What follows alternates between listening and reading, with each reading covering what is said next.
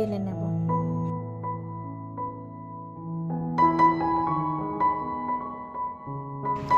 দেখো বন্ধুরা, এখানে আমি চাটু পুরোপুরি গরম করে নিয়েছি। এখানে আমি এক একটা করে বেলে রাখা রুটিকে আমি দিয়ে দেব। দেখো বন্ধুরা, আমি রুটিগুলোকে ভালো করে চাটুতে সেঁকে নিয়েছি।